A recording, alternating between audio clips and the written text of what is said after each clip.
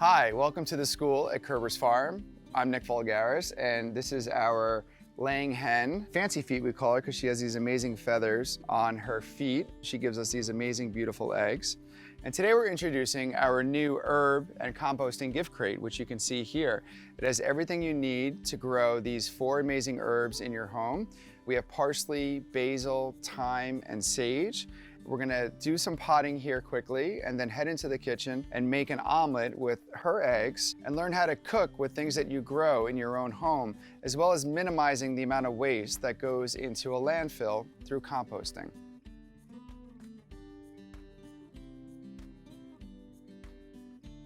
So our kit comes with 4 really cute terracotta pots, as well as the potting soil that you'll need to fill each one, and then the 4 varieties of different seeds.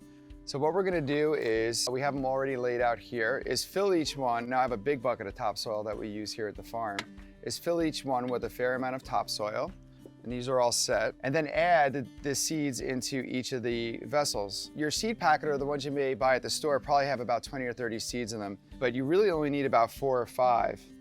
And I'm just gonna put the 4 or 5 into each of the different pots. And then I'm gonna go back and put a little more potting soil on top, cover them with some more soil. I try to push them down a little bit. And then you can see with these cute little markers that we made out of popsicle sticks, you'll know what seed is what, which is helpful, especially if you're growing a lot of different herbs at home or other vegetables. The final step is just adding some water. This is a sprayer, but it works really well. You want to keep the seedlings moist to help them grow and certainly not deprive them of water. And I like to put these on a windowsill where they get plenty of sun, and really just want to monitor that the soil is not super wet and certainly not super dry. One of the ways that I'd like to be able to sort of monitor that is touch the soil, and if you see some moisture on your hands, just a little bit of moisture, it's usually fine. If it's wet or no moisture is on your finger at all, you need to adjust accordingly. So these are all planted now. We're gonna go into the kitchen and use some of these amazing eggs and some herbs that we've already planted a few weeks ago that are ready to pick and make ourselves a nice omelet.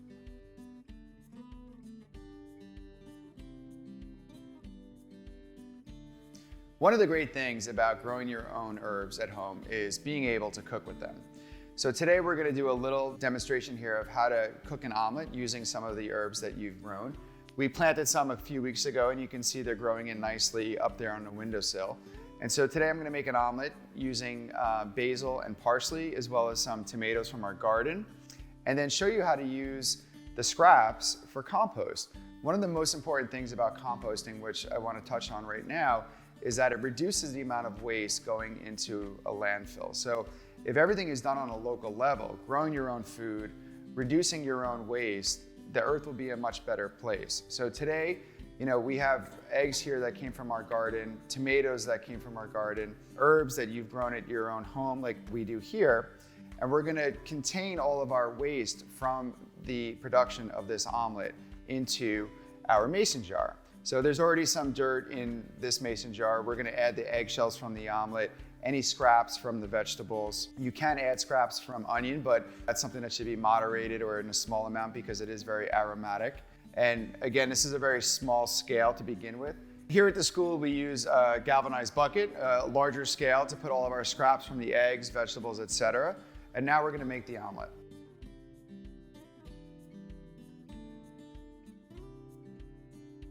So the first step in making our omelet is preheating our cooktop here. This is an electric cooktop. I'm gonna put it on medium-low so it doesn't get too hot while I start to prepare the omelet. We have wonderful colored eggs here from our chickens here at Kerber, so I'm gonna crack those eggs open. I don't know if you saw one of our previous videos, but there's a really cute trick where if you hold the egg with your 2 fingers like so and your thumb there, crack it, and then you can pull the egg apart and crack an egg like a pro. I'm gonna reserve those eggshells for later. I think we'll use 3 eggs in this omelet. Give that a little whisk.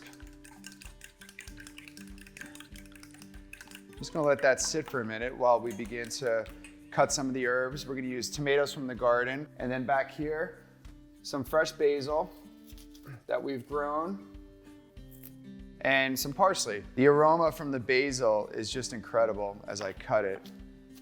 And I think you will take a lot of pride and satisfaction of being able to grow your own vegetables at home and then cook with it. So I have the basil, parsley, egg in there. I'm gonna add a little bit of milk, about a tablespoon of milk, which helps give it some fluffiness. Some pepper, a pinch of salt. We have these really beautiful tomatoes. These ends can also end up going into our compost. Now I like the tomatoes kind of chunky, so I'm not gonna go too fine with them, but you can do it however you'd like.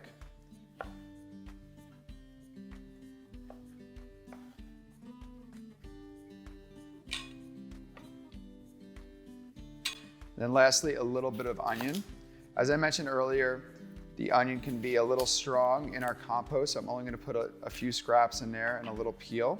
It depends how big your compost jar or bucket or compost pile is. If it's quite large, you can certainly get away with using more scraps from onion and garlic. We don't use any dairy or meat products in our composting because of the smell. Some people do.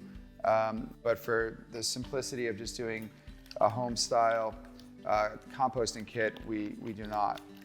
Here we have our omelet ready to go.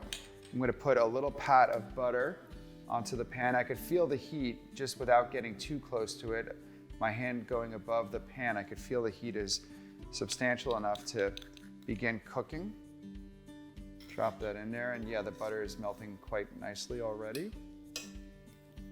That's about a tablespoon of butter, or half tablespoon. The butter not only gives it a nice flavor, but does help it release a little easier. I'm gonna go and pour that all in. So while the omelet's cooking, we're gonna head back over to our scraps and add to the compost. Now, if you're doing this at home and you have your jar like so, you can add some of the eggshells, which is really great. I actually peeled some carrots last night while making dinner, so I'm gonna add that in. And then also, if you had brewed coffee in the morning, that's a really great thing to add to the compost pile. So I'll head over to this coffee maker and dump that in. Now we're doing it on a larger scale here. So all of our eggshells, vegetable scraps, and coffee grinds go into our bucket. So our omelet is starting to set. You can see the edges are getting a lighter yellow.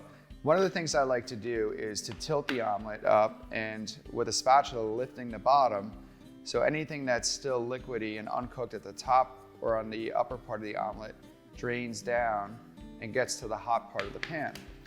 I'm gonna give that another minute or two, and then we're gonna flip it over. So I used to work at an omelet station when I was a kid at a deli, and there's a way, as long as that's moving, eventually you should be able to flip it. All right, not bad. And you can see now the omelet is cooked fully on both sides. It's nice and fluffy. It's still loose in the pan, and I could very easily just slide it right out. Usually I like to flip it over so you see both sides. And there is our omelet using our homegrown herbs as well as eggs from our own chickens.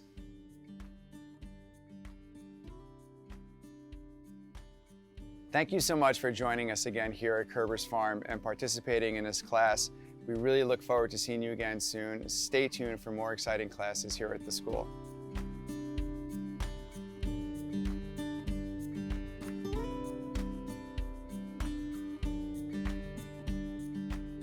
Sorry. Oh, I know, you're cuckoo. You're cuckoo.